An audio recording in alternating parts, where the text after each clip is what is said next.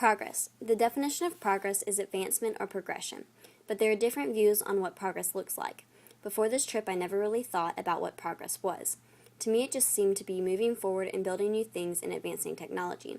This trip has made me see that there is more to it than just those simple descriptions.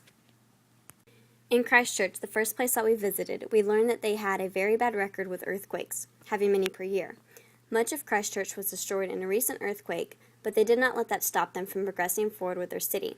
In order to move forward with a destroyed city, they thought to use shipping containers to replace buildings. There are now shopping malls and food courts throughout Christchurch made of shipping containers, which are also better stabilized for when there is another earthquake. The city of Christchurch progressed forward by finding another way to build their city up while knowing that there could be another earthquake at any moment. But they also found a way to use a product that is no longer needed, and old shipping containers are recycled. In Kaikoura, they are more interested in progression towards preservation of their land. They do not throw away uneaten food. All the uneaten food is used for compost. The people here want to help preserve the wildlife as well. They believe that people should experience the wildlife in order for them to understand why it needs protecting. To accomplish this, they allow people to swim with the dolphins and climb the mountain to watch the baby seals play in the pool at the top. One can walk around the peninsula at low tide to see the wildlife that lives there.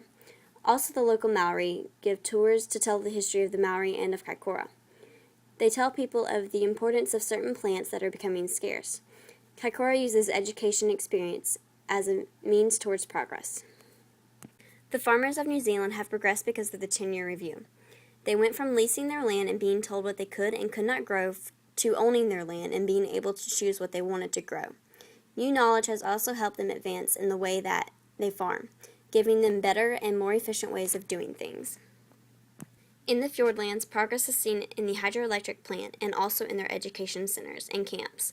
The hydroelectric plant provides electricity, although many people did not want it in this location. Now the plant works under certain guidelines. The stakeholders of the Fiordlands work towards preserving it with the education centers and camps, which are used to teach people about the Fiordlands. Many places in New Zealand and Australia strive to preserve the natural wildlife. New Zealand as a whole is progressing towards preserving the natural beauty of the land. They go as far as to use unused food as compost, have certain places that are sacred and should be kept as natural as possible, and monitor tours and how much a certain place is exposed to people. For Australia, they have zones on the Great Barrier Reef that tell what can and cannot be done in these zones. My view on progression has been changed from this trip in that I had only thought about it being an advancement in technology. But it shouldn't be in just technology.